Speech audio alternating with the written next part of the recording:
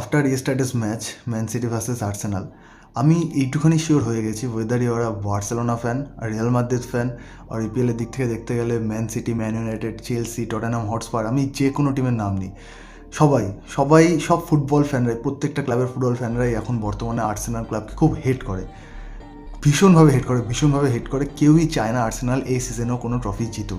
এই সিজনের শুরুতে তাদের 4টে ট্রফি, কোয়াড্রাপেল জেতার কথা ছিল, কিন্তু এখন সিজন শেষ হতে চলছে, কোয়াড্রাপেল তো এখন নেই, কিন্তু হাতে ইপিএল আছে, যেটাতে টপে থাকা সত্ত্বেও ম্যান সিটি পিছনে এমনভাবে পড়ে আছে যে সবাই সবাই সাপোর্ট করছে যে হ্যাঁ ম্যান সিটি জিতবে, আর্সেনাল জিততে পারবে না।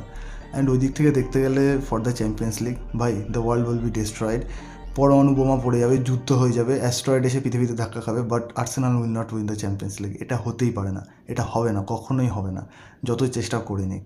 তো এই লাস্ট দুটো ট্রফি আমার মনে হচ্ছে এই লাস্ট দুটো ট্রফিও আর্সেনালের হাত থেকে বেরিয়ে যাবে, অ্যান্ড আবারও বোতলিং করবে।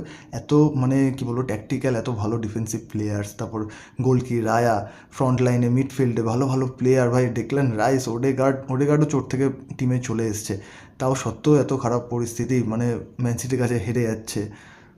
থাক, এই বছরও কিছু জিততে হবে না আর্সেনালের।